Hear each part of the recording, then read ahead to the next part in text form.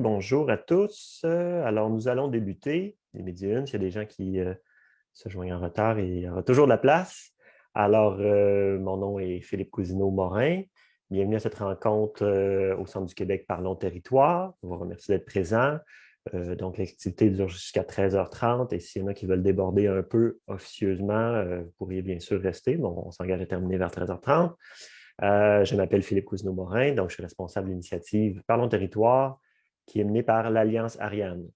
Je serai votre hôte aujourd'hui. Je vous donne juste quelques petites consignes pour la bonne tenue de la séance avant de présenter qui m'accompagne. Alors, nous invitons à ouvrir vos caméras si vous le souhaitez, mais gardez vos micros fermés d'ici à votre tour de parole à la section discussion. L'événement d'aujourd'hui est enregistré. Vous pourrez donc nous faire part de vos questions et commentaires à la fin, bien sûr, mais également via l'outil de discussion de Zoom de la plateforme. Donc, pour accéder, il suffit de survoler le bas de votre fenêtre et de choisir l'option Converser. Donc, ça peut se faire en cours de route à la toute fin, puis on favorisera également les prises de parole donc avec votre microphone ouvert. Vous pourrez également, à la période d'intervention, utiliser le bouton « Lever la main » qui est également dans les options de votre navigateur pour que nous puissions vous passer la parole. Alors, voilà, je vais laisser le mot d'ouverture à Mme Andréane Blais, qui est la directrice générale du Conseil régional de l'environnement du Centre du Québec. Puis, après mon introduction, je présenterai les conférenciers et conférencières qui sont avec nous. Andréane. Merci beaucoup, Philippe. Donc, Andréane Blais, directrice générale au Conseil régional de l'environnement du Centre du Québec. Je profite de ce mot d'ouverture pour déjà saluer la présence de quelques-unes de nos administratrices, donc Mme Bourgeois, Mme Deshaies. Je vous salue. Merci d'être présente avec nous ce midi. Donc, le Conseil régional de l'environnement du Centre du Québec est heureux de vous accueillir à ce midi Parlons Territoire. Notre organisme est fier de participer aux conversation nationale sur l'urbanisme et l'aménagement du territoire dans le cadre de sa participation au comité aménagement du grand réseau national des conseils régionaux de l'environnement. On est d'avis que les enjeux actuels, notamment en lien avec les changements appréhendés des changements climatiques, que la collectivité et les instances de gouvernance doivent adapter leur approche d'aménagement du territoire. En fait, l'étalement urbain qui est reconnu comme un facteur d'amplification de plusieurs problématiques économiques, environnementales et sociales. On est d'avis que l'automobile comme mode dominant des déplacements des personnes, le développement continuel du réseau routier et la sédentarisation croissante des ménages sont quelques effets dramatiques là, pour la société d'un étalement urbain et d'un mauvais aménagement du territoire.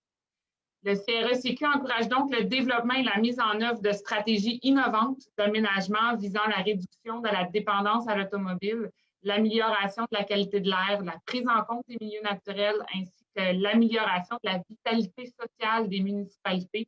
Et on en a de très bons exemples au Centre du Québec, notamment Mme Bourgeois, mairesse de Saint-Lucier, est à même de mettre en place différentes améliorations dans sa municipalité, un centre pour l'ensemble de la collectivité, une école, une nouvelle école, un milieu naturel qui va être mis en valeur pour donner accès aux citoyens.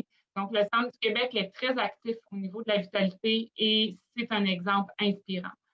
Donc, on vous laisse aujourd'hui avec 3 panélistes très innovants, très inspirants qui vont vous partager leur stratégie. Merci beaucoup. Merci beaucoup, Andréane, donc, pour avoir bien mis la table. Alors, je vous les présente, je vous invite à ouvrir les caméras. Nous avons la chance d'accueillir Marilyn Molaison, qui est de la table intersectorielle régionale Anciennes habitudes de vie. Bonjour, Marilyn. Nous avons également Stéphanie Laure de la MRC Nicolas Yamaska. Bonjour, Stéphanie. Et John Husk de la ville de Drummondville. Alors, ils vont nous faire des courtes présentations sur des thématiques un peu diverses, mais qui touchent toutes à l'aménagement du territoire. Donc, c'est l'objectif aujourd'hui de réfléchir un peu les balises de notre vivre ensemble par rapport au territoire. Alors, pour ce faire, puis pour expliquer aussi pourquoi la discussion se tient à ce moment-ci, je vais vous faire juste une petite introduction, vous parler de la démarche gouvernementale qui est en cours. Nous sommes une démarche indépendante, celle de l'Alliance Ariane, mais je vais vous parler de pourquoi on fait ça à ce moment-ci. Voilà. Alors, d'abord, je me suis présenté. L'Alliance Ariane, c'est le regroupement de diverses organisations nationales, dont le regroupement des CRE, mais aussi des ordres professionnels comme les architectes, les aménagistes paysagers, Fondation David Suzuki, etc., qui, depuis 2015, demandent que le Québec se dote d'une politique nationale en aménagement du territoire. Pourquoi? Bien parce qu'on estime que le cadre qui préside à la fois dans les villes au plan d'urbanisme, à la fois dans les MRC, à la fois dans les questions de territoire agricole, que ce cadre-là ne répond plus aux exigences du 21e siècle. Andréane, je pense qu'on en a déjà bien parlé. Et donc, ça tombe bien car le gouvernement s'y est engagé fin janvier dernier à mener effectivement une conversation nationale sur l'aménagement du territoire et l'urbanisme. Je vais en profiter pour vous partager une petite diapositive. Juste un petit instant, voilà. J'imagine que ça fonctionne comme ça. Pour vous dire que donc c'est une démarche qui a lieu actuellement et qui court jusqu'en avril 2022. Et nous faisons l'initiative Parlons territoire vise à démocratiser, à parler de cette question-là. La démarche gouvernementale, elle porte sur donc l'urbanisme et l'aménagement du territoire à travers des grands thèmes qui comprennent toutes sortes de plus petits thèmes, donc la gouvernance du territoire, la croissance urbaine, les milieux de vie, la ruralité, toutes les questions de finances et de fiscalité, que ce soit pour parler de conservation, que ce soit pour parler de pouvoir des municipalités, etc.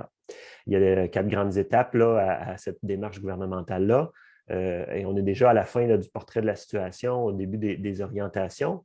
Et c'est donc dire qu'il y aura un appel à avis citoyen, une consultation citoyenne qu'on pense qu'il va arriver en août et septembre. On n'a pas les informations précises à ce moment-ci, mais il devrait arriver sous peu, ainsi qu'une tournée régionale de la ministre. J'imagine qu'elle attendait bien de connaître la situation sanitaire avant de s'engager à aller sur le terrain un peu partout. Je parle bien sûr de la ministre des Affaires municipales qui mène cette démarche. Et donc, pour arriver à une rédaction de publication prévue en avril 2022 de la stratégie nationale sur l'urbanisme et l'aménagement du territoire. Mécanisme de consultation, j'en ai parlé un peu, puis là, je vais arrêter la diapo parce que je ne vois plus mes notes. Alors, s'il me reste des choses à vous dire, ça va être plus facile ainsi. Voilà, donc, mécanisme de consultation, je vous en ai parlé, les consultations publiques se tiennent cet été. Il s'est tenu également des comités de travail professionnels, on va dire, des séminaires universitaires et également une consultation autochtone spécifique pour ces enjeux-là. Alors, en conclusion, nous avons l'occasion de parler territoire. C'est l'occasion de dire est-ce que le cadre dans lequel nous évoluons répond à nos défis, à nos enjeux actuels. Si le gouvernement a annoncé cette démarche, c'est qu'il reconnaît qu'il y a des problématiques. Il y en a des traits conjoncturels qu'on l'a vu avec la pandémie, on l'a vu avec les problèmes d'inondation, mais il y en a aussi des structurels qui sont l'empiètement de la construction des milieux de vie sur les milieux naturels et agricoles, etc., etc., etc. Alors, sans plus attendre, on va parler des étapes ultérieures à la fin, mais n'oubliez pas peut-être de vous abonner à l'infolettre ou aux communications web de Lance Ariane pour avoir des informations après la rencontre. Mais nous allons maintenant passer aux présentations. Alors, je vais présenter très rapidement chacun des conférenciers, puis leur laisser la parole pour 8 minutes environ, puis à la fin, on aura une période de questions. Alors, Marilyn Molaison. Bonjour, Marilyn. Tu es maître en gestion de l'environnement de l'Université de Sherbrooke et bachelière en anthropologie et en gestion d'entreprise. Alors, tu es en poste à la TIR SHV, la Table intersectorielle régionale Anciennes habitudes de vie du Centre du Québec, depuis 4 ans. Et la TIR SHV, ben donc, elle porte cette approche intersectorielle qui supporte une approche systémique pour faire de nos communautés des milieux de vie de qualité, à la fois les milieux de vie habités et les milieux de vie naturels. Donc, l'aménagement du territoire est important dans la mission de l'organisme puisqu'il soutient l'accès à la saine alimentation, tout comme l'accès à un mode de vie physiquement actif. Alors, je suis convaincu que tu vas nous en parler plus amplement. La parole est à toi. Merci. Alors, je vais partager mon écran. Voilà. Alors, oui, tu as bien introduit qu'est-ce qu'était la petite bébite des tirs SHV. Peut-être juste ajouter qu'il existe une tire SHV par région administrative et que nous sommes regroupés au sein du collectif des tirs SHV. En effet, TIR SHV, Table intersectorielle régionale pour les saines habitudes de vie. Lorsqu'on parle de saines habitudes de vie, les tirs, on travaille particulièrement dans 2 grands domaines, l'accès à la saine alimentation, comme tu l'as dit d'entrée de jeu, et l'accès au mode de vie physiquement actif. Et tout ça est supporté par des environnements naturels et bâtis sains et sécuritaires. C'est là que l'aménagement nous interpelle beaucoup. Et en effet, notre façon de travailler, c'est en intersectorialité. Notre mission, c'est de mettre en œuvre, d'accompagner les partenaires pour faire en sorte qu'on aménage des environnements qui favorisent les saines habitudes de vie parce que les tirs sont généralement présidés par la santé publique ou le MAMACH. Donc, la santé publique a au fait de réaliser que pour aménager des environnements favorables, il fallait s'allier à plein de partenaires. De là, la nécessité de travailler de manière intersectorielle. Lorsqu'on parle d'environnement favorable, vous avez un schéma à la droite de l'écran. C'est un peu notre guide. Et ceux qui sont intéressés par le développement durable, c'est assez proche du développement durable. Donc, l'aménagement concerne évidemment l'environnement politique parce qu'il s'agit de règlements et de l'application de lois, mais ça a beaucoup d'impact au niveau de l'environnement physique. La demande qu'on a reçue aujourd'hui, c'est d'insérer dans le pôle de réflexion des questions, des observations pour brasser la boîte un peu, puis nourrir justement la discussion qui est en marche au niveau provincial. Alors, je vais partir de la façon dont on travaille au tir pour tenter de contribuer à ces réflexions-là. Alors, évidemment, je ne vous apprends rien, on a toutes nos visions propres du territoire. Je me suis amusée à ressortir des cartes du centre du Québec. Alors ici, vous avez la vision du MAPAC, une des visions du MAPAC. Ici, c'est une des visions du MTQ. Et ça, c'est une des visions des restaurants Apportez votre vin du centre du Québec. Alors, on voit qu'on a beaucoup de visions pour un même territoire et une vision macro. Dans les tirs SHV, étant donné qu'on s'adresse à la santé populationnelle, d'ailleurs, petite parenthèse, tous les enjeux qui ont été énoncés d'entrée de jeu par Andréane, les enjeux environnementaux, ont un impact certain sur la santé populationnelle. C'est pour ça qu'on est, nous aussi, préoccupés par ces enjeux-là, puis qu'on participe à toutes ces belles réflexions dont l'aménagement du territoire fait partie des solutions. Donc, c'est pour ça aussi qu'on est là. Donc, en santé populationnelle, là, ça va paraître drôle, mais on a découvert un jour, je m'amuse à dire ça, que si les choix sains sont faciles à faire, la population va faire des choix sains plus facilement. Donc, quand on travaille en mettant la population au cœur de nos réflexions. Donc, ce que je propose, ou la question que je pose, est-ce que dans la stratégie de l'aménagement du territoire, on ne pourrait pas prévoir des mécanismes, des façons de faire pour remettre les utilisateurs et utilisatrices au cœur de nos réflexions, pour soutenir la qualité de vie de nos populations, parce que c'est ça qu'on cherche à faire tout le monde, que nos populations, que nous soyons heureux dans une belle qualité de vie. Donc, remettre les utilisateurs au cœur de nos réflexions. Aussi, on a dans les tirs SHV une approche, bien qu'on soit expert dans notre domaine, quand on accompagne une municipalité ou une MRC, on se place à côté de l'organisation, on part de ses besoins, puis on tente de nourrir sa réflexion, de compléter avec des visions différentes, puis de l'outiller. Je propose, je questionne à savoir si la stratégie pourrait faire, puis il y a plein de choses qui se font déjà là, mais est-ce qu'au lieu de rester à une façon de faire qui est d'abord régulée par la réglementation et les lois, on pourrait élever cette démarche d'aménagement-là, puis même prévoir l'accompagnement un peu plus défini des MRC et municipalités qui doivent prendre des décisions. Donc, adapter notre langage, par exemple, à la réalité municipale. Les tirs SHV, on travaille avec une démarche qui s'appelle « Prendre soin de notre monde » qui nous appelle à adapter notre langage à partir du besoin de l'organisation avec laquelle on travaille. Et il y a un bel exemple qui a été fait au Bas-Saint-Laurent par nos vis-à-vis qui participent à la belle concertation Cosmos. ils sont partis des compétences municipales, l'aménagement, et ils ont intégré l'accès à la saine alimentation pour leur proposer des outils faciles pour avancer là-dedans. Donc, est-ce que la stratégie pourrait prévoir des mécanismes ou des façons de faire qui nous permettraient d'être davantage en accompagnement dans la projection de ces plans-là? Puis là, je ne vous apprends rien. Pour un même lot de terrain, il y a des dizaines de visions qui se rencontrent. Est-ce que ce serait intéressant que l'on coordonne nos messages comme intervenants qui voulons protéger l'environnement, qui voulons protéger la santé populationnelle, qui voulons amener nos étudiants, nos élèves dans les milieux de plein air? Est-ce qu'il y a moyen d'entrer dans cette démarche-là à venir? Une coordination des messages qui s'adressent aux municipalités qui doivent des fois c'est tout un défi de se retrouver dans tous ces domaines-là.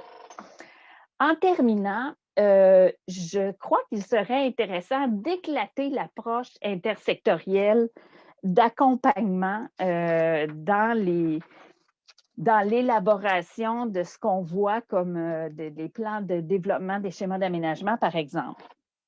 Je ne suis pas une spécialiste en aménagement du territoire, donc, de par mes connaissances, je sais qu'il y a des points de vue régionaux qui sont intéressants. Par exemple, au niveau du centre du Québec, organiser le transport actif pour que ce soit interconnecté, c'est peut-être une vision intéressante. Au niveau des MRC, au niveau des municipalités, mais certainement d'éclater l'approche intersectorielle au-delà de l'accompagnement ministériel, qui est évidemment essentiel, mais comment donc dépasser l'aspect que légal et réglementaire pour en faire finalement une vision commune, un projet territorial qu'est l'aménagement. Parce que moi, je travaille en santé populationnelle, mais on parle d'environnement, on parle de loisirs, on parle de toute autre sorte de choses. L'aménagement est déterminant pour des années. Puis on le voit, on est pris aujourd'hui avec des décisions d'une logique d'il y a 20 ans. Pouvons-nous éclater cette vision-là? Je n'ai pas toutes les solutions, j'ai beaucoup de questions en fait. Mais je crois que ce serait payant parce que, par exemple, en terminant, si on a une vision partagée de long terme, longtemps devant nous, lorsqu'il y a des leviers qui descendent, puis lorsqu'il y a des occasions qui arrivent, nous sommes prêts. On sait comment travailler, on peut déposer des demandes plus facilement. Donc, pour terminer, mon brassage d'idées à moi comme tir SHV, je trouve qu'il serait intéressant donc de faire en sorte que l'on tienne compte de la qualité de vie des usagers à même la planification territoriale, que l'on soutienne l'adaptation des approches des différents intervenants qui touchent à l'aménagement pour faciliter le rouage de réflexion puis de prise de décision des élus notamment, et que la stratégie nous propose une façon de faire pour mobiliser des parties prenantes, mais plus largement, peut-être démocratiser aussi cette démarche absolument essentielle qu'est l'aménagement du territoire. Voilà, merci. Merci beaucoup, Marilyn. Très intéressant. J'ai aimé ta conclusion. Je me permets de la reformuler dans mes mots. Là. Si on ne s'entend pas tous, on n'a pas tous la même vision initiale, probablement que l'exercice de vision à long terme puis d'objectifs communs va nous aider dans le quotidien à prendre les orientations. Puis la deuxième chose, les bonnes décisions. La deuxième chose que je veux souligner, parce que donc, tu as parlé d'accompagner les milieux dans leurs responsabilités, puis justement de l'adapter à qu'est-ce qu'on souhaite pour notre territoire, avec l'exemple de l'ajout de l'alimentaire dans la région du Bas-Saint-Laurent. Puis moi, je le mets en parallèle avec donc accompagner les milieux pour que les municipalités, les MRC, plutôt que de répondre. Donc, l'idée, c'est qu'elles soient un peu plus proactives. Puis là, probablement qu'on aura le point de vue un peu plus tard d'un élu municipal, M. Husk, là, qui va nous dire versus les responsabilités, puis même Mme Laure qui est à la MRC, versus les responsabilités et les obligations. Comment on peut faire évoluer le rôle de nos instances territoriales, que ce soit plus seulement en réaction, mais aussi en construction, en développement. En tout cas, moi, c'est comme ça que je l'ai entendu. Bon, puis, si tu me permets, j'ajouterais avec du budget associé. Évidemment, parce qu'on a plein de bonnes intentions, mais encore faut-il qu'on puisse le faire. Puis les MRC, puis les municipalités, notamment les petites, sont déjà débordées de plein de choses. Donc, il faut donner les moyens de nos ambitions aussi. Absolument. Je pense que c'est reconnu, là, je vous ai parlé du terme finance et fiscalité, je pense que c'est reconnu là, faut corriger l'équation là, entre les responsabilités locales et les pouvoirs. Mais enfin, moi, j'ai assez parlé, je vais laisser les autres conférenciers poursuivre là-dessus. Peut-être qu'ils voudront rebondir. On va passer à Stéphanie Lahore. Bonjour Stéphanie. Stéphanie, donc, est biologiste, titulaire d'un baccalauréat à l'Université de Sherbrooke et d'un diplôme en gestion environnementale. Donc, au sein de la MRC, Nicolas Yamaska, Stéphanie œuvre comme conseillère en environnement depuis 2019, responsable de la mise en œuvre et du suivi du plan de transition écologique qui porte sur 5 grands enjeux: la gestion de l'eau, la gestion des matières résiduelles, la biodiversité et les milieux naturels, l'adaptation et la lutte au changement climatique, sans oublier l'aménagement durable du territoire. Alors, c'est très vaste, mais c'est quand même transversal et c'est ce qu'on souhaite aussi. Alors, Stéphanie, la parole est à toi. Oui, bonjour à tous. Donc, je vais partager mon écran. Donc, voilà. Donc, oui, ben bonjour, c'est ça. Stéphanie Laure, biologiste et conseillère en environnement à la MRC de Nicolas Yamaska. Moi, ce que j'avais envie de discuter avec vous aujourd'hui, c'est de parler des milieux naturels et des services écosystémiques qui nous rendent. Puis, plus spécifiquement, d'un outil qu'on a pour les MRC là, pour traiter ce volet. Un petit préambule là, avant qu'on arrive à l'outil. Donc, comme le disait Marilyn tout à l'heure, les milieux naturels nous offrent de nombreux services. Qu'on parle justement là, au niveau de la santé, le récréatif, les activités, mais également au niveau de la lutte au changement climatique, qualité de l'eau. Donc, ils sont primordiaux là, dans notre qualité de vie. Puis les études s'accumulent pour également démontrer la valeur économique associée à ces milieux-là, puis les services qui sont rendus. Il y a une étude qu'on entend souvent parler, là, faite par le professeur Jérôme Duprat et son équipe, qui ont évalué que seulement pour la région de Montréal, on parle de 2,2 milliards de dollars par année en services rendus par les milieux naturels, donc c'est pas négligeable. Par contre, c'était, même si on connaît ces éléments-là, de la valeur économique et des services rendus, c'était nécessairement pris en compte dans la planification de l'urbanisation. C'était plutôt rare, c'était pas vu comme un élément qui venait bonifier les choses. Tranquillement, les mentalités sont en train de changer. Donc, pour en venir à notre outil, en fait, est arrivée la loi sur l'eau, en fait, la modification de la loi sur l'eau, où le gouvernement du Québec reconnaît maintenant les services qui sont rendus par les milieux humides et hydriques, puis l'importance de leur présence sur leur territoire. Puis, il a demandé au MRC de réfléchir et d'intégrer ces éléments-là, c'est-à-dire les milieux humides et hydriques, dans la planification du territoire. Par des plans régionaux des milieux humides et hydriques, donc les PRMHH, l'acronyme qu'on entend souvent ces temps-ci. L'objectif, c'est zéro perte nette, de ne pas perdre de milieux humides et hydriques à l'échelle d'un territoire, puis de réfléchir également au niveau des projets qui s'en viennent pour avoir le moins d'impact possible sur les milieux hydriques et, si possible, les éviter, donc pour pouvoir maintenir ces services écologiques-là.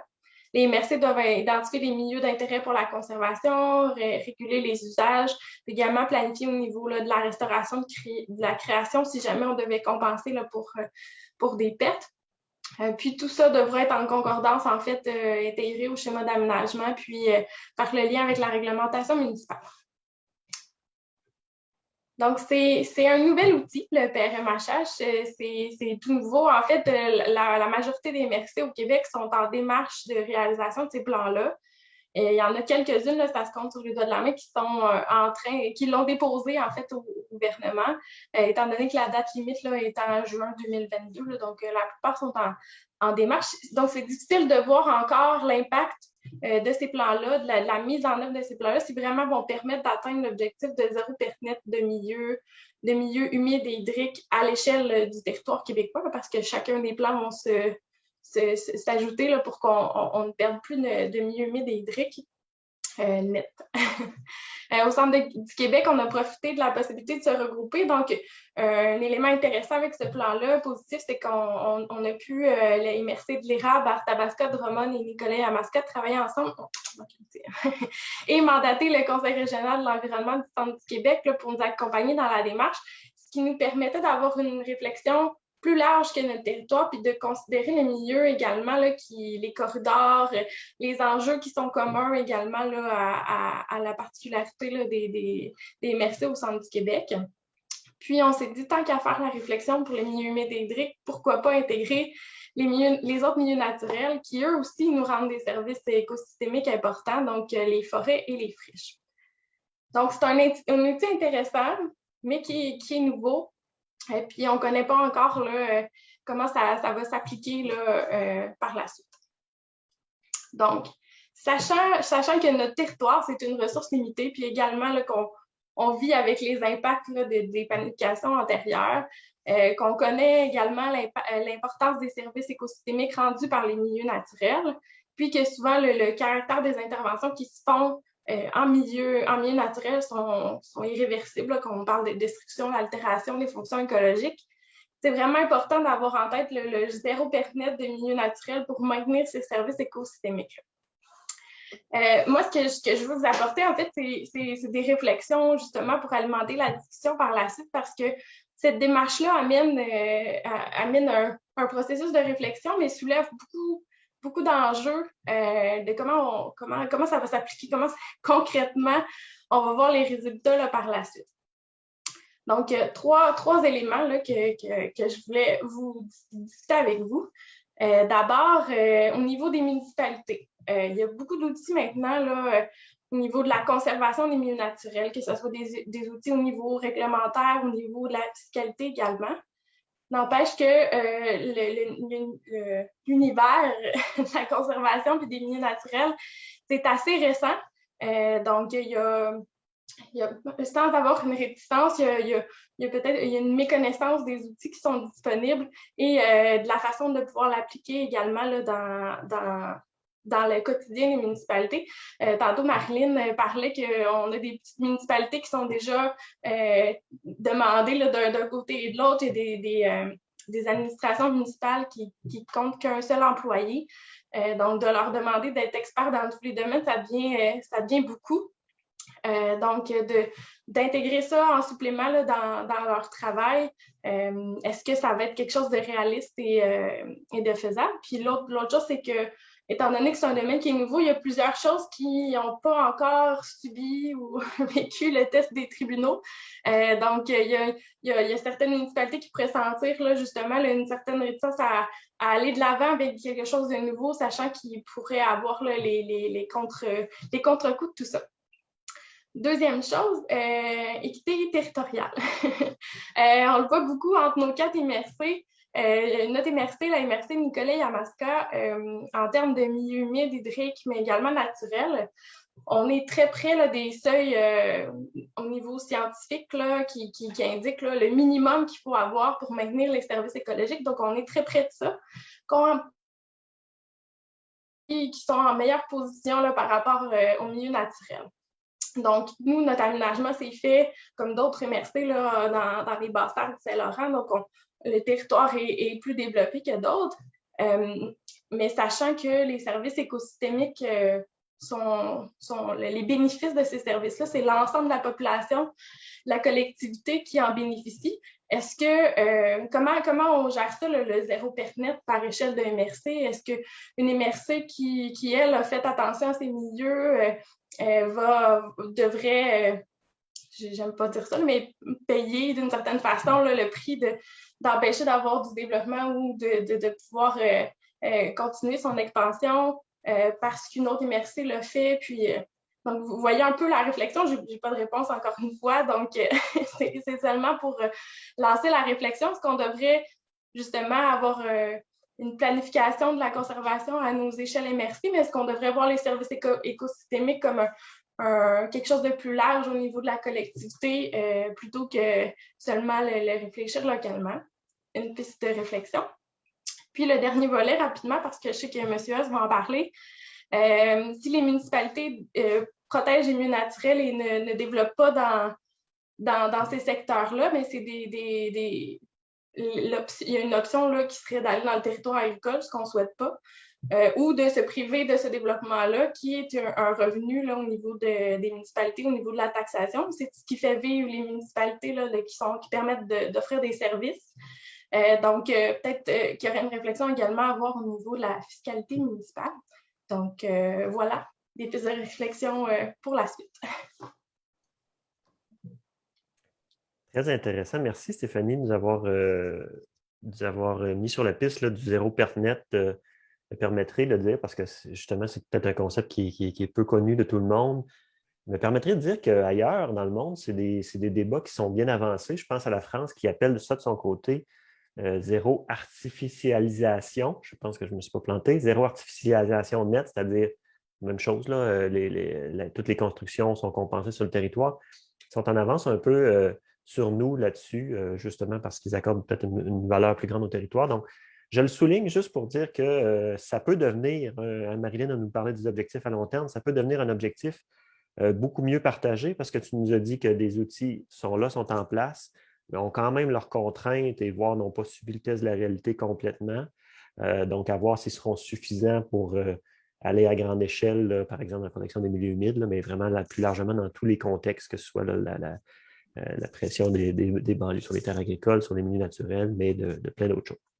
Alors, voilà, je voulais le dire, comme ça, peut-être à la discussion, on pourra peut-être avancer là-dessus. Alors, maintenant, pour notre troisième présentation d'aujourd'hui, John Husk. Bonjour, John. John est conseiller municipal à Drummondville depuis 2009 et également président du regroupement des organismes de bassin versant du Québec depuis 2019. M. Husk détient un baccalauréat en études politiques appliquées de l'Université de Sherbrooke et poursuit une maîtrise en aménagement du territoire et développement régional de l'Université Laval. Donc, il pourra bien sûr également nous parler d'aménagement du territoire. John, c'est à toi. Merci. Merci beaucoup, Philippe. Donc, je vais partager mon écran. Vous devriez voir mon écran. Alors, voilà. Alors, merci beaucoup aux gens de l'Alliance Ariane pour l'invitation ainsi qu'au Conseil régional de l'environnement. C'est très apprécié. Alors, moi, aujourd'hui, je vais faire un peu un amalgame de mes différentes expériences où je vais mettre plusieurs chapeaux en même temps pour me concentrer sur 2 points en rapport à ce qui est municipalité et changement climatique. 2 pistes de discussion. Il y en a plusieurs, il y en a beaucoup plus que ça, mais 2 pistes pour le cadre, peut-être à discuter pour améliorer le cadre québécois en urbanisme et aménagement du territoire.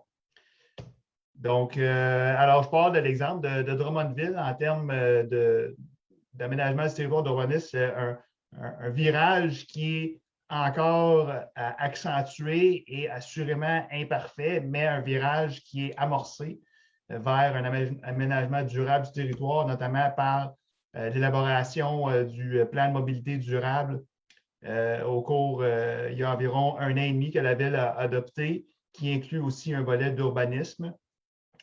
On a aussi des projets de requalification, de rebâtir sur le territoire déjà existant pour tenter de freiner l'étalement. Je prends l'exemple du secteur de l'ex-Fortissimo, ancienne usine située au centre-ville. C'est le projet de requalification qu'on voit ici.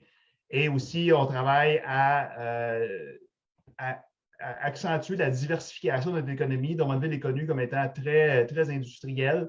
Et on tente d'aller vers une tertiarisation davantage parce que justement, il y a de moins en moins d'espace sur le territoire. Il faut continuer le développement économique, mais sous une autre forme. Il y a également, dans ce contexte-là, l'élaboration en ce moment d'un plan de conservation des milieux naturels qui est imbriqué avec le processus que Mme Lord faisait état précédemment de PR-MHH.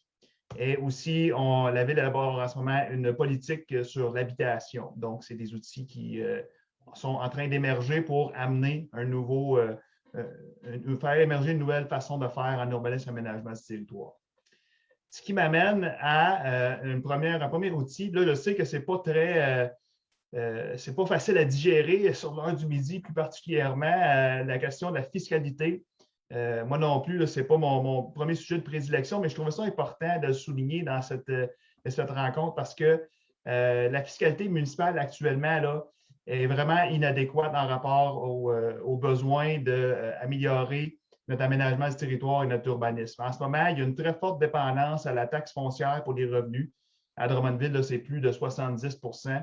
Et cette dépendance-là, cette forte dépendance-là fait en sorte que les municipalités, où il reste encore de l'espace en zone blanche, mais ont toujours tendance pour avoir des nouveaux revenus rapidement, pour payer la réfection des infrastructures des anciens quartiers, mais vont se développer rapidement.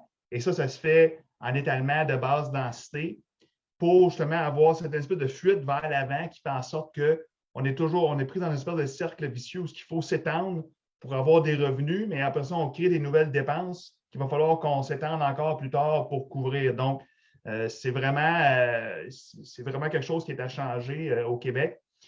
Et bien, cet étalement-là, en rapport au changement climatique, je pense que ce n'est plus un secret pour personne. Ça augmente les émissions de gaz à effet de serre. Plus la densité est basse et plus les usages, exemple le résidentiel, sont isolés de d'autres usages, bien, ça augmente les distances et ça rend les gens dépendants à la voiture.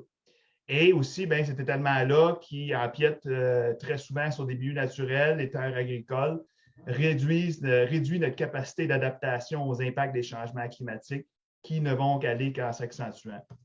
Donc, une possible piste dans le cadre de la stratégie nationale d'urbanisme et d'aménagement des territoires, bien, en fait, c'est de réviser la fiscalité municipale. Je donne quelques exemples. C'est accroître le transfert de TVQ aux municipalités pour réduire la dépendance à la taxe foncière. Créer, par exemple, un fonds québécois pour soutenir l'aménagement du territoire et l'urbanisme parce que c'est beaucoup plus complexe de développer un quartier comme la Fortissimo au cœur de Drummondville, en milieu souvent contaminé, où il y a des anciennes, dans ce cas-ci, c'est une ancienne fonderie. Je peux penser également à l'exemple d'imposer des redevances sur l'artificialisation des sols. Philippe en faisait état, donnait un peu ça comme exemple tantôt. Je tiens à préciser là, que ces exemples-là, c'est des outils qui sont inspirés de l'organisme Vivre en Ville, notamment. Je vous laisse 2 références en bas pour cette organisation-là, ainsi que le court-métrage sagacité.org que je vous invite à visionner si vous voulez comprendre le lien entre urbanisme, aménagement du territoire et changement climatique. Ensuite, une deuxième piste qui est à évaluer, là, je mets un autre chapeau de regroupement des organismes de bassin versant du Québec. En fait, c'est qu'au Québec, on a le réflexe bassin versant sous-développé. J'ajouterais peut-être même très sous-développé. Dans un contexte où, au Québec, l'eau fait partie de notre identité. Il y en a beaucoup au Québec. Et le problème, selon moi, c'est qu'on a pris ça beaucoup trop pour acquis. Et aujourd'hui, on se trouve dans un contexte où on a des inondations majeures, perte de milieux humides, surtout dans le sud du Québec, étalement urbain, des infrastructures désuètes qui causent notamment des refoulements d'égouts lors de surverses dans les cours d'eau, des impacts de l'agriculture également. Donc, et aussi l'eau au Québec, c'est parmi un des éléments les plus impactés par les changements climatiques. Et comme je mentionnais plus tôt, ça va seulement aller en s'accentuant. Et on sait, c'est reconnu que la seule façon viable de gérer l'eau de façon intégrée, c'est par bassin versant. Il existe au Québec les 40 organismes de bassin versant, les OBB, qui sont officiellement créés depuis presque 20 ans et qui ont développé plusieurs outils. Sauf que, encore aujourd'hui, comme je mentionnais, le réflexe de gérer les choses par bassin versant, mais il est encore sous-développé. Donc, dans le cadre québécois pour l'aménagement du territoire et l'urbanisme, c'est encore une idée qui est en gestation, je dirais, du côté du regroupement des organismes de bassin versant, mais il faut développer davantage le réflexe bassin versant et intégrer ça dans les décisions d'aménagement du territoire. Pour un exemple à grande échelle, c'est d'avoir un cadre qui va beaucoup plus loin dans le fait d'accentuer l'intégration des décisions à l'échelle d'un bassin versant, exemple en conservation des milieux humides et hydriques et en protection de l'eau potable. On sait qu'aujourd'hui, on est la rivière Saint-François, pour prendre un cas centre du Québec. Drummondville est lié de certaines façons à East Angus en Estrie ou même à Magog. mais je ne me rappelle pas d'avoir eu souvent des discussions avec ces gens de ces municipalités-là pour parler de la gestion de l'eau de notre rivière. Et donc, c'est des choses qui se travaillent, mais il faut travailler beaucoup plus la solidarité, la fameuse solidarité amont-aval dans un contexte de changement climatique et aller au-delà des frontières administratives. Ça se fait aussi, ça pourrait se faire davantage à plus petite échelle, c'est-à-dire que sur un territoire donné, on pourrait établir des critères et des normes en fonction de la capacité du sport au développement dans un bassin versant, exemple via le zonage. Je laisse des références aux différents organismes de bassins versants qui sont situés sur le territoire, notamment du centre du Québec.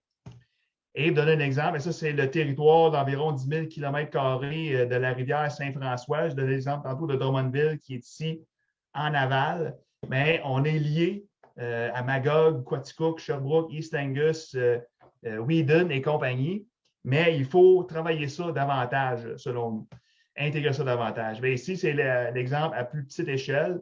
C'est le cas du cœur du noyau de Drummondville où ce qu'on voit le sous-bassin de la rivière Saint-Germain, mais est-ce que, dans ce cas-ci, quand on fait du développement dans ce bassin-là, ne devrait-on pas se doter de critères plus restrictifs, plus contraignants quand on sait que c'est une des rivières qui est dans l'état le plus dégradé dans le bassin de la Saint-François?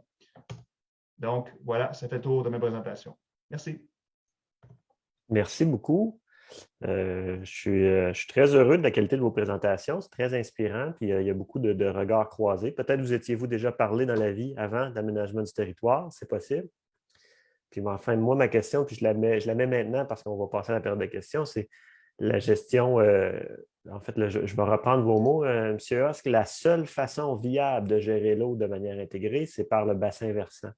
Puis on dirait que je me mets à réfléchir plus largement sur notre territoire, qu'on le sait qu'il n'est pas géré de façon intégrée.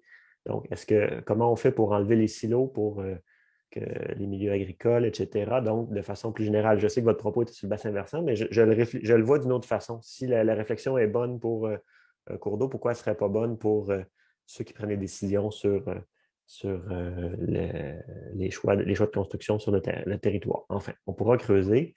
Nous allons maintenant passer à la période de discussion. Alors, rapide rappel des consignes. Nous invitons à prendre les questions en levant la main. Vous utilisez lever la main ou vous utilisez l'outil converser.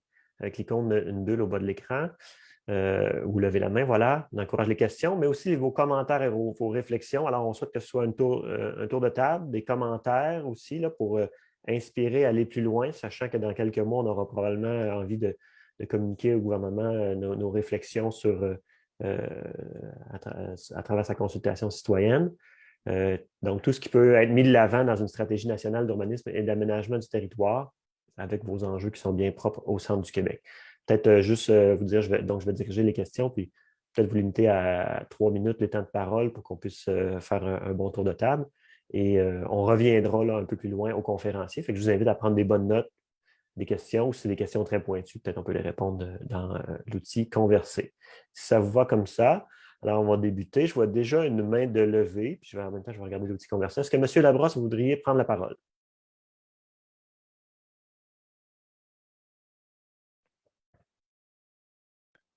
Oui, bon, merci. Merci beaucoup pour les conférenciers. Moi, je suis tout nouveau par rapport à j'ai appris beaucoup par rapport à toutes les préoccupations puis le travail qui a déjà commencé. C'est impressionnant.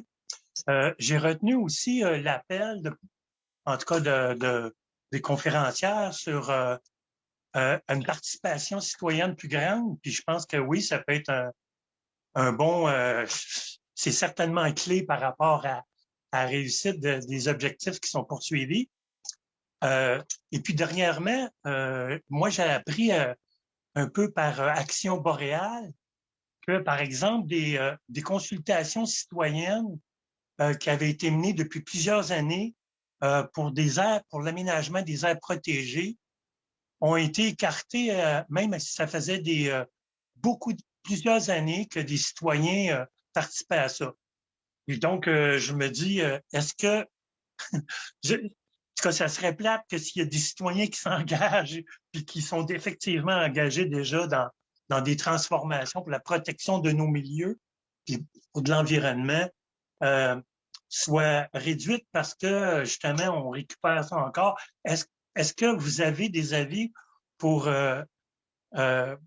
disons, faciliter justement le fait que soit respecté, disons, ce qui pourrait être développé par les citoyens pour protéger nos milieux avec les objectifs dont que vous avez parlé tantôt?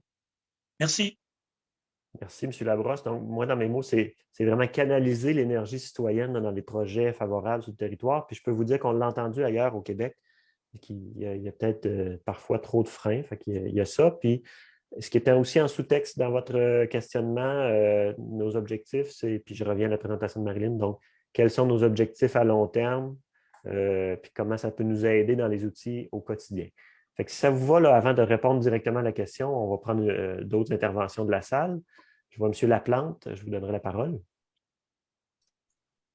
Oui, bonjour. Au départ, Maxime Laplante, je suis le fondateur de l'Union paysanne. J'ai été le président pendant un bon bout de temps.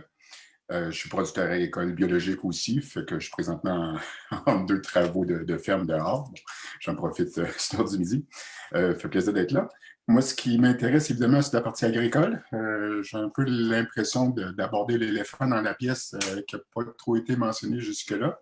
Quand on parle, entre autres, je ne veux pas faire une pizza garnie, mais ça va ressembler un petit peu à ça. Il y a question de fiscalité municipale, il y a question de milieu hydrique, il y a question de biodiversité, il y a question de bassin versant, mais la question agricole est au cœur de tout ça. Et je donne simplement quelques exemples très simples. Parce que moi, mon objectif, c'est qu'il y ait une réflexion agricole au sein de l'Alliance Ariane qui soit développée. Parce qu'on ne peut pas faire abstraction de l'agriculture, c'est l'essentiel du territoire québécois. Oui, il y a des villes, mais le territoire agricole il est quand même beaucoup plus vaste que ça.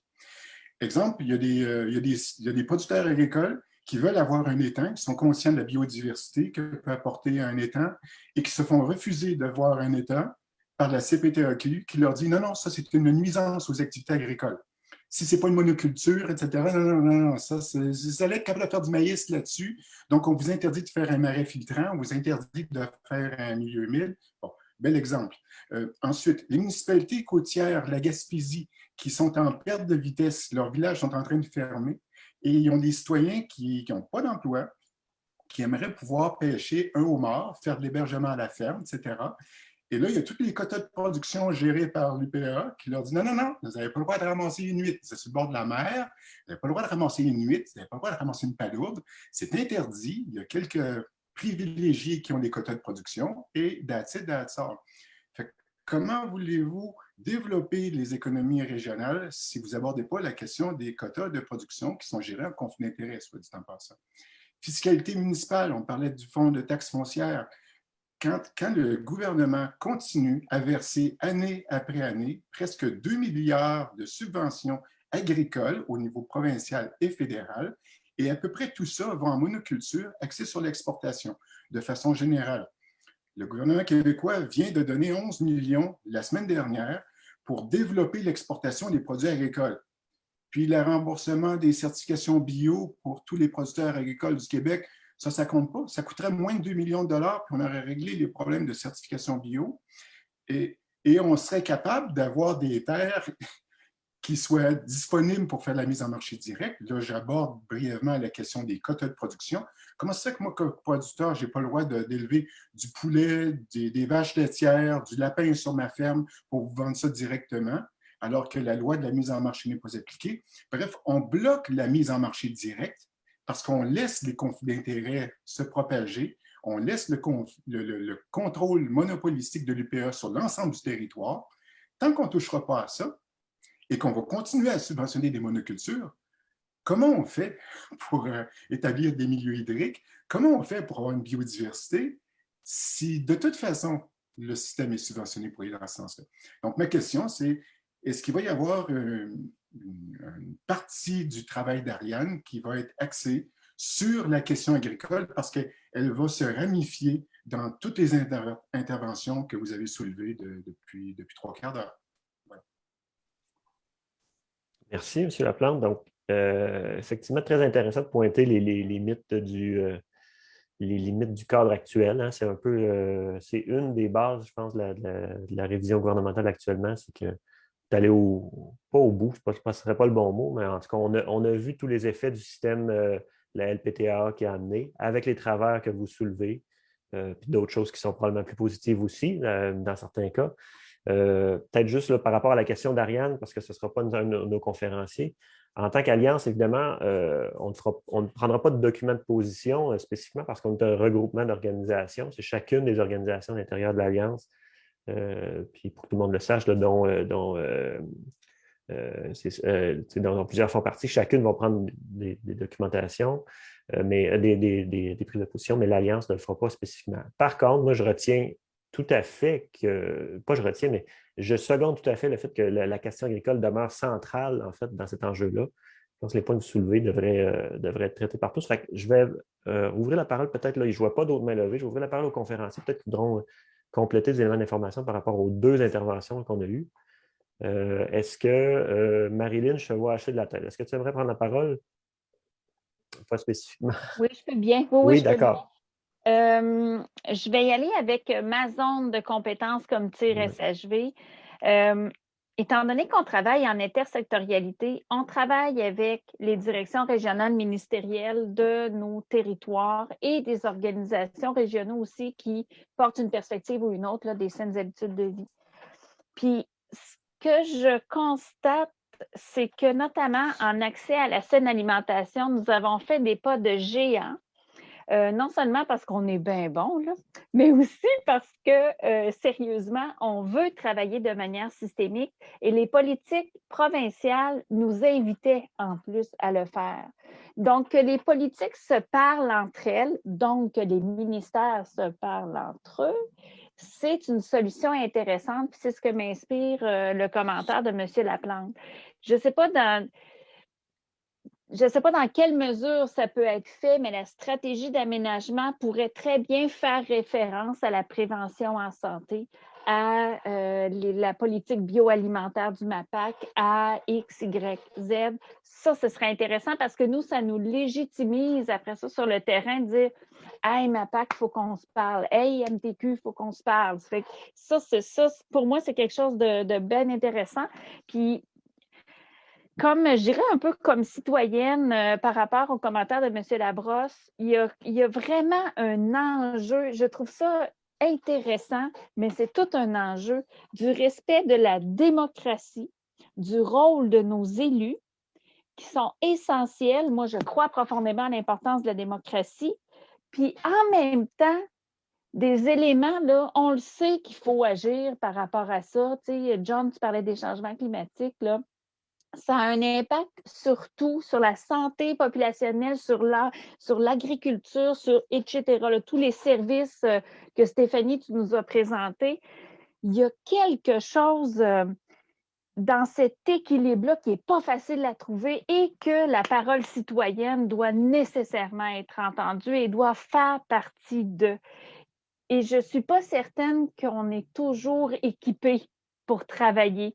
Quand on disait tout à l'heure que les municipalités sont parfois limitées dans leur capacité d'action parce qu'ils ont une personne à 3 jours semaine qui travaille à la municipalité, là, on s'entend, là, on fait ce qu'on peut là, dans des conditions comme ça, même s'ils ont énormément de compétences. À un moment donné, tous ces systèmes-là, ça devient lourd. Puis même s'il y a un intérêt des élus, par exemple, de faire de la consultation citoyenne correctement, ils n'ont peut-être pas toujours les moyens de le faire. Fait qu'il faut qu'on appréhende cette démarche-là d'aménagement, mais avec des moyens pour le faire, tout en respectant, en tout cas, c'est mon point de vue, tout en respectant l'équilibre entre la démocratie, qui est les élus et la population, mais aussi les bonnes pratiques. On le sait qu'il faut arrêter de couper les arbres. Là. On va arrêter de se compter des idées. Là. Et on le sait qu'il faut les garder, ils rendent des services essentiels. Bon, bien, comment on fait cet équilibre-là? Je réponds par une question. Oui, John. Et merci, Philippe. Le premier monsieur, je m'excuse, je n'ai pas pris en note les noms. Le premier monsieur qui parlait de comment améliorer la prise en compte des projets citoyens là-dedans. Moi, je vais aller un peu dans le volet scientifique là, de la participation citoyenne en aménagement du territoire. Là, c'est reconnu que la meilleure façon de faire, il faut que se développe, l'aménagement du territoire implique tout le monde sur un territoire. Tout le monde est concerné par ça. Fait qu'il faut se doter d'une vision, des grands objectifs et il faut que des élus sont là pour trancher d'une certaine façon et définir cette vision-là parce qu'à un moment donné, on ne peut pas, il faut prendre des décisions. Puis là, c'est exemple du territoire d'Ormondville, on ne peut pas écouter individuellement les 80 000 personnes qui restent là, mais je pense qu'il faut, comme Mme Molaison disait précédemment, il faut améliorer nos processus de participation citoyenne. Et s'il y a une vision globale, ben, il faut tenter de laisser établir ces grands objectifs-là, cette grande vision-là, mais laisser autonomie de moyens sur le terrain. Et donc, s'il y a un projet citoyen, c'est comment le faire cadrer, comment démontrer qu'il cadre avec les objectifs qui sont mis de l'avant, parce que la meilleure façon de procéder à un aménagement du territoire, c'est d'établir une grande vision, comme je mentionnais, mais s'assurer que ça répond aux besoins sur le terrain aussi. Donc, c'est de combiner ces deux niveaux-là ensemble par le meilleur processus possible. Ça, c'est propre un peu à chaque région. Je ne suis pas certain si le cadre global d'aménagement du territoire pourrait régler ça. C'est un peu ma vision là-dessus. Pour le milieu agricole, question du deuxième monsieur, ben, je pense que c'est évident pour moi qu'avec le cadre qui date de plus de 40 ans, la loi sur la protection du territoire agricole et des activités du territoire agricole, ben, il y a besoin d'une mise à jour parce qu'on le voit là, au niveau de la gestion des milieux humides et hydriques. Même si on voudrait protéger un milieu humide qui est riverain à un cours d'eau, on ne peut pas aujourd'hui à cause de la façon que la loi est faite, même si un producteur agricole le voudrait. Donc, il y a très certainement une mise à jour à faire là, mais c'est un équilibre qui est délicat. Là. Voilà. Merci, John. Ben, je dirais donc peut-être, parce que depuis tantôt, tu es à la recherche des objectifs à long terme. Fait que peut-être, là, je fais le pont entre ce que tu viens de dire, John, puis les commentaires de M. Laplante. Est-ce que la stratégie nationale doit se doter d'objectifs liés au secteur alimentaire? Puis je reviens là-dessus, là, parce que l'exemple de Cosmos au Bas-Saint-Laurent, je le connais bien. Justement, qui vont nous permettre de favoriser ce qui n'est pas possible dans le cadre actuel, la petite production non contingentée, la mise en marché locale, parce que ça se rapproche de nos objectifs en développement durable. Alors, peut-être qu'il y a lieu là de formuler un objectif qui, après ça, devra se traduire, bien sûr, puis là, on n'aura pas le contrôle sur tous les outils, mais devra se traduire dans des changements législatifs et de programme, mais s'entendre déjà sur les objectifs à poursuivre. Je vois 3 mains levées. Je vais d'abord prendre les personnes qui n'ont pas pris la parole, là, puis après ça, on fera un autre tour de table. Alors, il y a Yves qui a levé la main en premier, ensuite M. Deslauriers. Est-ce que Yves voulait prendre la parole? Bonjour à tous. Je voulais justement parler de la question, je suis moi-même agriculteur, et puis parler de la question territoriale avec toute la question du pétrole, l'énergie qui était peu coûteuse. Actuellement, là, quand on produit une denrée agricole, on est en compétition avec le monde entier. Alors, c'est pour ça qu'il y a eu la mise en place des fameux quotas et ces choses-là. C'était pas mal intentionné pour pouvoir faire empêcher les petits producteurs de prospérer, mais c'était plutôt l'inverse, c'est-à-dire de préserver les petits producteurs qui nous restaient encore face à une dynamique internationale. Donc, il faut voir, là, c'est quoi, là? Si on bloque l'accès à l'énergie peu coûteuse pour toute denrée produite localement, à ce moment-là, ça devient possible de faire des circuits courts rentables, d'allouer la production à certains producteurs, en tout cas, puis même encore là, à l'époque où les denrées alimentaires ne pouvaient pas beaucoup se transporter facilement, il y avait quand même de l'abus des petits transformateurs et distributeurs qui allaient voir les producteurs, qui allaient leur dire, ben, sais-tu, ton produit, on n'a pas de besoin, si tu nous ferais un prix intéressant, peut-être qu'on pourrait y trouver un débouché, mais tu sais, fait que finalement, c'était toujours la même logique. Les gens dans le secteur primaire, entre autres l'agriculture, crevaient de faim, pendant que les gens du secteur secondaire, tertiaire, vivaient richement.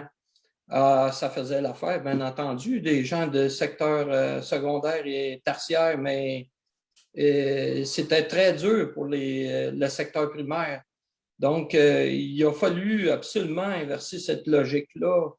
Fait que moi, je pense que, d'une part, l'accès à l'énergie peu coûteuse, qui fait en sorte qu'on puisse manger à Drummondville des biscuits qui viennent de la Beauce ou bien de Chine, ou qu'on puisse consommer du fromage ou du lait qui vient de l'Europe, c'est franchement inconcevable. Là. Il ne faut pas faire ça. Il faut, comme ils disent, là, moins c'est mieux. Là. Il faut arriver à faire avec moins de choses ce qu'on a besoin de vivre pour vivre. Merci pour votre commentaire. En fait, vous ne l'avez pas dit, mais moi, j'entends quand même la question de l'indépendance énergétique aussi, là, parce que ça a été on l'a vu, là, la population l'a bien compris que les agriculteurs vivent l'année dernière, là, quand il y a eu des difficultés d'approvisionnement pour certains. Fait que je vois ça aussi de façon sous-jacente. Bon, on parle de termes très larges. Oui? Je peux vous donner un exemple. Là. Moi, j'ai bâti une maison solaire passive. Ben, ça n'existe pratiquement pas dans le marché parce que pas connu. Puis la promotion de ça n'est pas faite. Mais le soleil est livré à tous les jours gratuitement à chaque porte, ou presque. Il y a des fois qu'il y a des nuages, mais dans ce temps-là, il ne fait pas très froid. Mais pourquoi pas faire connaître cette source d'énergie-là, peu coûteuse, même si on est producteur d'électricité puis que ça ne fait pas l'affaire au gouvernement de risquer de perdre ses ventes, mais ils peuvent le transférer dans le transport. Voilà. Tu sais, l'électrification des transports, sans installer des nouvelles centrales de production. Fait que il y a toute une réingénierie de la société à faire. Là. Merci. Mais j'avais raison donc de vous dire que l'indépendance énergétique, je n'avais pas compris, mais vous y pensiez déjà. Non, pas vous y pensiez, vous le viviez déjà. Merci du rappel sur le soleil. C'est ça. Merci Yves. Si les deux autres intervenants me permettent, là, je donnerai un court droit de parole à M. Laplante parce pour qu'on fasse rapidement, qu'on ait bien parlé du volet agricole, puis après ça, je pense qu'on va passer à une autre question. Fait que si ça vous va, M. Laplante, je donne une parole assez rapide, s'il vous plaît. D'abord, deux nuances. La politique bioalimentaire n'est ni bio ni alimentaire. Et quand on regarde les bilans présentés par la politique et dit « Ah, on augmente le budget alloué pour la consommation des Québécois », regardez le montant visé par la politique bioalimentaire et l'autonomie. Et ce qu'on constate en première ligne, c'est qu'on augmente le déficit alimentaire du Québec. La politique bioalimentaire du Québec a pour objectif de diminuer notre autonomie alimentaire à l'échelle mondiale. Première précision. La deuxième, concernant Yves, dont j'ignore le nom de famille, c'est « Je ne suis pas contre les quotas ». J'ai entendu le mot démocratie il y a quelques instants et je reviens fortement là-dessus. Un, les fermiers n'ont pas de pouvoir démocratique d'exprimer leur opinion. Il y a un monopole obligatoire qui leur interdit d'émettre une opinion différente. C'est la règle de l'UPA. Donc, si on parle de démocratie en territoire agricole, il va falloir aborder la question du monopole de représentation, qui est une entorse aux ententes internationales de droit d'association. Sur la question des quotas, la loi sur la mise en marché des produits agricoles du Québec est très claire. Il y a un article simple, l'article 63, si vous le regardez. Il y a une phrase qui dit « Un plan conjoint », donc les systèmes de quotas, là, un plan conjoint ne s'applique pas aux ventes directes aux consommateurs. Celui qui veut livrer du lait 200 000 litres à la laiterie, etc., pour exportation, fine, il y a un quota pour ça. On gère les approvisionnements de Montréal, Québec, etc. Celui qui veut vendre directement, je vous vendrai du lait, je vous vendrai du lapin, des œufs, etc., là, la loi dit j'ai le droit de faire ça. Toute vente directe est autorisée. L'UPA dit au gouvernement, l'UPA dit à la régie, n'appliquez pas la loi. Donc, je suis dans l'interdiction de vous vendre directement des produits agricoles de qualité. Et c'est valable pour les pêcheries et pour un paquet de produits agricoles. Donc, je ne suis pas contre le système de quotas. Je demande l'application de la loi pour permettre la mise en marché direct. Je demande le droit démocratique des fermiers d'avoir le droit d'exprimer leur opinion, d'exprimer un point de vue différent. C'est ça ma demande. Merci, M. Laplante. Je pense que votre plaidoyer est quand même bien entendu. J'essaie bien sûr de trouver les bons liens qu'il y a à faire dans le sujet de l'aménagement du territoire parce que pour moi, ils sont là. Après ça, je ne sais pas à quel point le gouvernement a tenu des ateliers spécifiques sur cette question, mais j'invite tous ceux qui sont concernés, interpellés par les recommandations de M. Laplante de communiquer vos préoccupations en ce sens dans le cadre de la stratégie d'aménagement du territoire. À mon sens, ça en fait partie. Alors, je passerai la parole à M. Deslauriers. Ce serait à vous. C'est une question. John Husk a parlé de reviser la fiscalité municipale pour pouvoir éviter l'étalement urbain. Il était question de transfert de TVQ aux municipalités, de redevances sur l'artificialisation du territoire. Ça semble être bien intéressant. Donc, dernièrement, on avait parlé d'une forme de péréquation qui existe à la CMM, mais qui concerne la protection des terres agricoles. Je vais poser la question si c'était possible qu'il soit appliqué éventuellement à la protection des espaces verts, puis aussi des berges naturelles. Je me demande, la question, c'est qu'est-ce qu'il y a comme historique de ce côté-là, l'antériorité? Est-ce qu'ailleurs, dans d'autres pays, il y a des façons d'éviter que faire en sorte que les élus fassent toujours valoir l'élargissement de leur assiette fiscale? Les élections s'en viennent, les élections municipales, puis là, il y en a encore qui vont se péter les bretelles que les taxes foncières n'augmentent pas, justement parce qu'ils ont étalé davantage la municipalité, il s'est construit davantage sur des terres agricoles, sur des espaces naturels, des espaces verts. Alors, donc, est-ce qu'il y a comment que ça se fait ailleurs? Est-ce qu'il y a des solutions autres qui pourraient être intéressantes, qui pourraient être implantables ici au Québec? Merci, je pense que c'est très clair. Donc, vraiment, qu'est-ce qui est à notre portée là, sans avoir à réviser toute la fiscalité, que je pense qui est un gros défi, mais qu'est-ce qui est à la portée des municipalités? Je suis convaincu que John, tu aurais peut-être quelques éléments à nous partager là-dessus. Est-ce possible?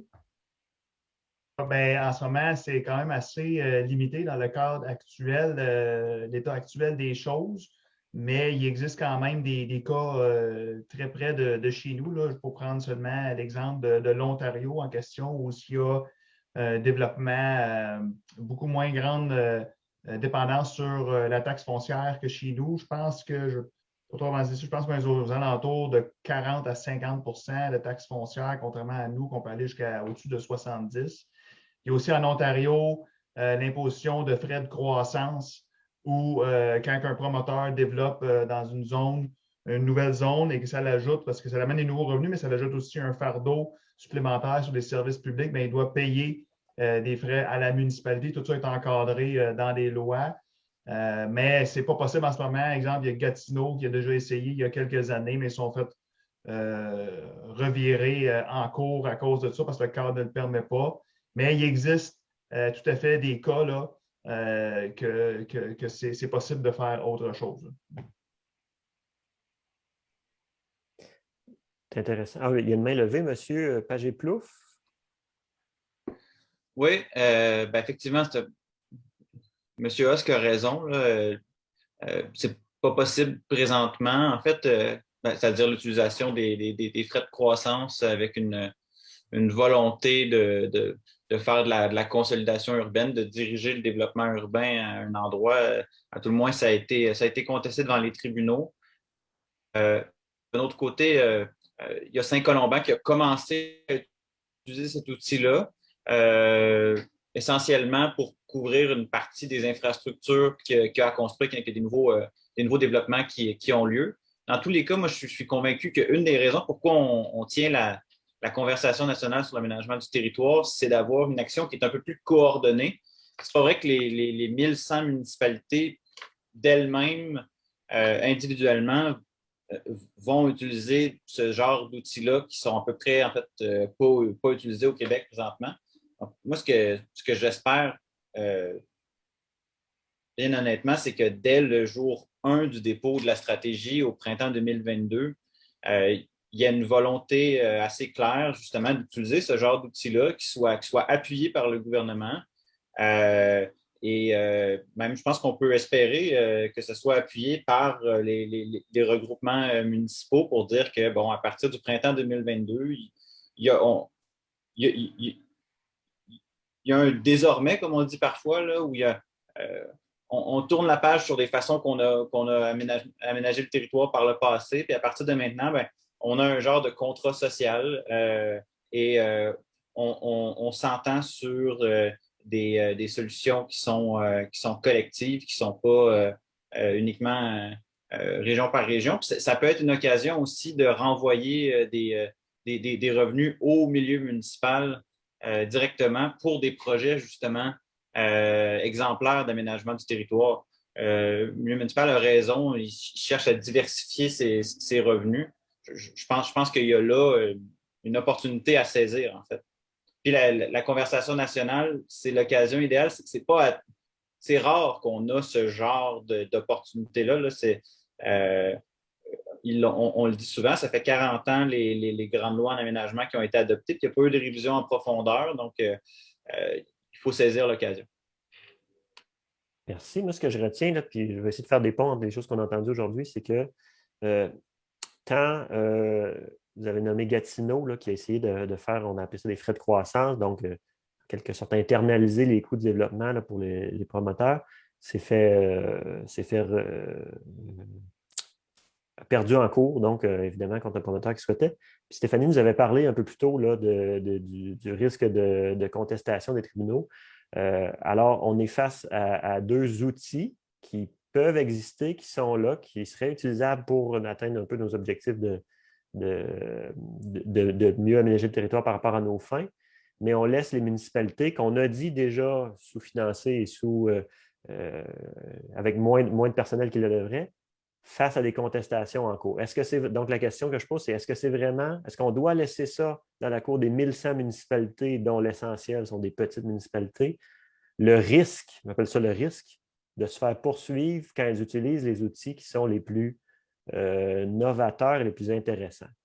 Donc, fait que là, il faut comme l'objectif qui est devant nous, moi, ce que je sens, c'est qu'il faut un peu renverser le fardeau de la preuve. C'est un peu ce que M. Pagé-Plouffe nous a dit, c'est-à-dire, là, c'est bien beau de dire aux municipalités, voici, vous pouvez, mais dans la vraie vie, là, est-ce qu'elles peuvent vraiment, est-ce qu'elles sont prêtes à supporter le coup? Il y a des élus, plusieurs élus parmi nous dans la salle, là, donc de dire, est-ce que vraiment c'est ça ou est-ce que le ministère des Affaires municipales, le gouvernement du Québec devrait accompagner, c'est un mot-clé qu'on a entendu aussi aujourd'hui, là, vraiment, mais de dire, voici les outils là, puis vous ne serez pas seul si il y a des gens qui, en restant sur leur intérêt moins collectif, vont vous challenger. Je ne sais pas si ça amène des réflexions.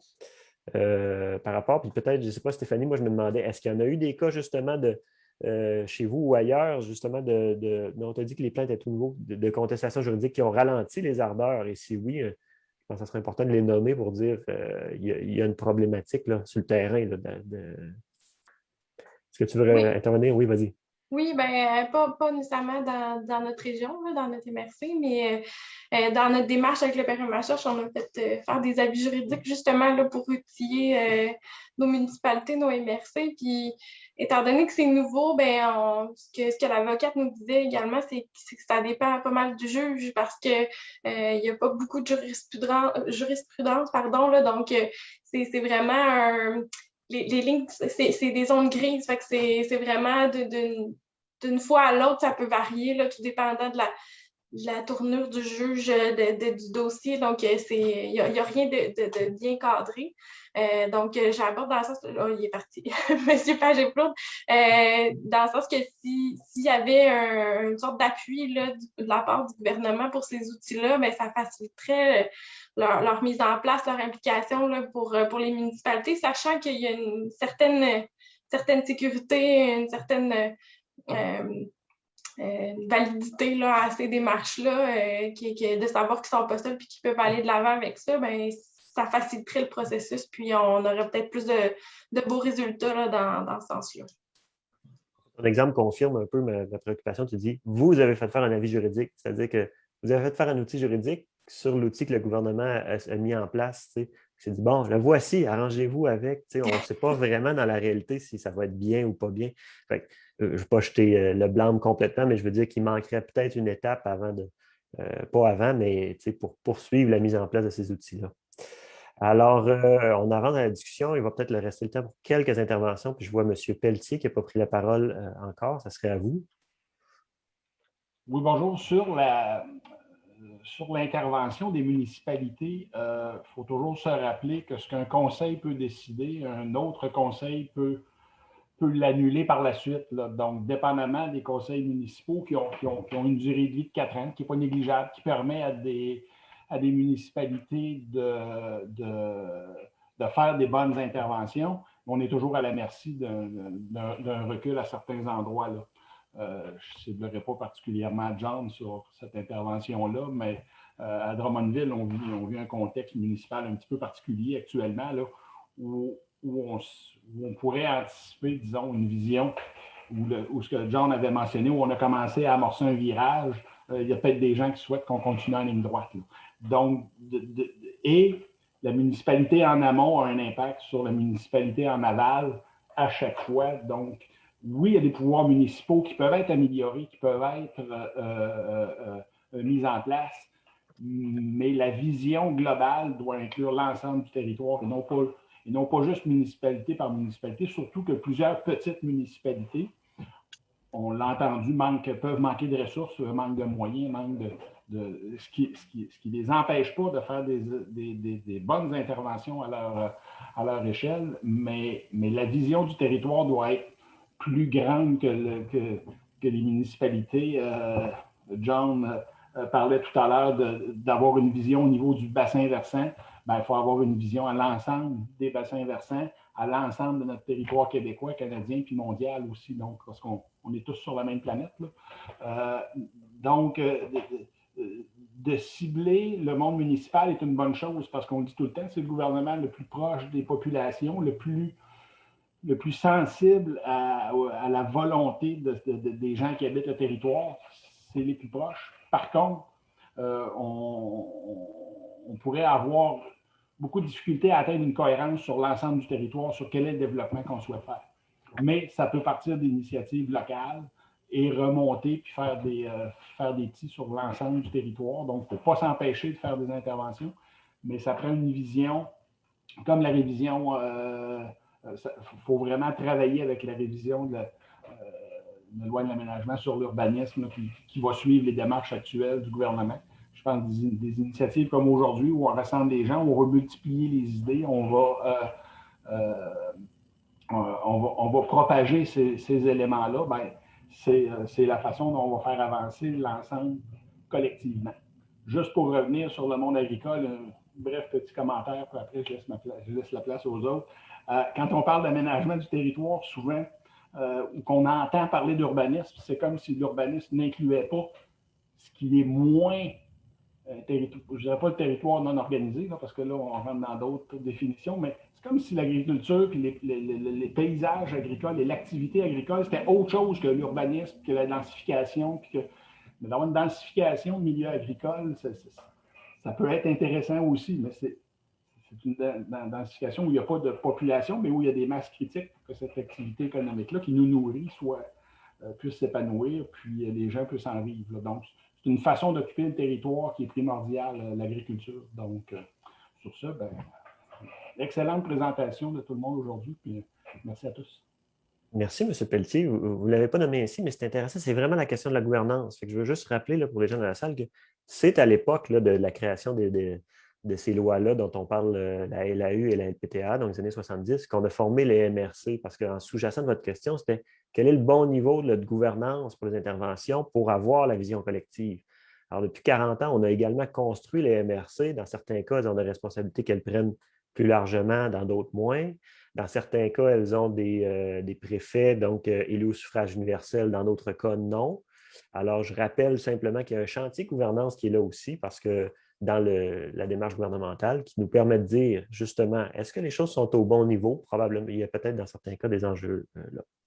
Là, je m'excuse, il y a des gens qui ont les mains levées encore, mais il est 13h20. Moi, ce que je ferais, c'est que je donnerais un dernier tour de parole à nos conférenciers, conférencières. Je vous donne les prochaines étapes et on se dit officiellement au revoir pour les gens qui doivent nous quitter à 13h30. Puis celles et ceux qui veulent rester, c'est plus officiel, mais on pourrait rester quelques minutes par la suite. Si ça vous voit comme ça. Puis il y avait Marilyn qui avait levé la main, fait que je vais peut-être lui donner le premier tour de parole pour les panélistes. Merci. Je vais vraiment dans le même sens de M. Pelletier par rapport à la vision qui doit vraiment déborder les limites administratives d'une municipalité. En effet, ce n'est pas chaque municipalité qui va pouvoir prendre des orientations globales. Puis, je crois vraiment qu'on a besoin d'une politique, d'une stratégie interministérielle qui oriente, puis qui, en effet, laissons le moyen aux milieux locaux et régionaux de poser les gestes, de choisir l'ordre si on veut, mais il y a des éléments de base qu'on ne peut pas nier. Monsieur Husk parlait des bassins versants puis des possibilités d'inondation avec les changements climatiques, ça risque de s'accentuer. Moi, je suis originaire des Îles-de-la-Madeleine, donc je ne peux pas ne pas penser solidairement, comme bien des gens, l'impact de ces changements climatiques-là sur tout le territoire. Donc, on ne peut pas avoir une réflexion strictement limitée dans notre zone administrative. On est obligé puis on va dire de se solidariser parce que je parle des îles où il y a les côtes sont complètement mangées de plus en plus avec la disparition des glaces qui protégeaient, puis la hausse du niveau de l'eau. Ce n'est pas qu'une question de solidarité. À la limite, c'est une question d'égoïsme. Si les territoires ne s'organisent pas de façon responsable, ça aura un impact sur la santé de nos populations. On est tous interreliés, puis on a beaucoup fait, on a tout parcelé nos réflexions, on s'est surspécialisé, hein, on dit ça là, maintenant, là, on constate qu'il y a des gens très spécialisés dans des domaines précis. Mais là, il faut qu'on ait une approche systémique, des gens qui se parlent, des politiques qui se parlent, des orientations. C'est trop riche. Oui, c'est un petit peu plus compliqué, puis c'est un petit peu plus long, là, mais c'est beaucoup plus cohérent, puis beaucoup plus intéressant. Merci, Marilyn. Est-ce qu'il y a un mot de la fin, Stéphanie et John? Après Marilyn, je dirais que c'est quelque chose que vous avez mentionné, là, j'invente pas l'idée, là, mais les milieux naturels, là, on a la réflexion par MRC des plans milieux humides et hydriques. On n'a jamais eu une réflexion globale et provinciale à cette échelle-là, en sachant tout ce qui nous rend comme service. C'est le temps, c'est le moment, là, justement, là, d'avoir cette réflexion-là, puis de le penser là, à une échelle plus large pour qu'on puisse intervenir là, en termes de gestion par bassin versant, puis qu'on puisse appliquer ça là, dans nos MRC. On parlait de gouvernance puis de bons paliers. À la MRC Nicolet-Yamaska, on a, c'est ça, comme on disait dans l'introduction, le plan de transition écologique. Là. Donc, les municipalités ont essayé de les outiller puis de prendre certaines choses là, pour pouvoir les accompagner dans certains volets. Puis pour offrir des services, en fait, là, aux municipalités qui n'avaient pas les ressources pour le faire. Donc, c'est vraiment différent d'une MRC à l'autre, là, mais nous, c'est quelque chose qu'on voit qui fonctionne bien et qu'on aimerait poursuivre là, à ce niveau-là. Donc, merci. John? Oui, merci. Moi, pour bâtir un peu sur une partie de ce que M. Pelletier mentionnait, un peu très brièvement, là, le volet politique, moi, je pense que ça va vraiment prendre un cadre québécois ambitieux qui met des objectifs, qui met la barre la plus haute possible parce que ce que je constate, malgré la présence d'élus de plus en plus sensibles aux questions de développement durable, là, j'ai inclus tous les volets social, économique, environnemental, santé, etc. là-dedans, sensibles à ça, malgré qu'il y a des projets qui émergent en ce sens-là, un peu partout, il y a encore beaucoup de gens, de citoyens qui tirent dans l'autre sens. C'est la culture générale n'est pas encore à un niveau assez élevé c'est pas pour être cynique, c'est plus dans le sens qu'il va falloir se donner des objectifs et y tenir. Parce que le politique, oui, ça prend de la concertation, tout ça. Après, tout ce qui n'est pas peut-être dans un cadre, mais il va falloir être ambitieux parce qu'on n'a pas encore une génération à échapper en termes d'aménagement du territoire. Donc, voilà.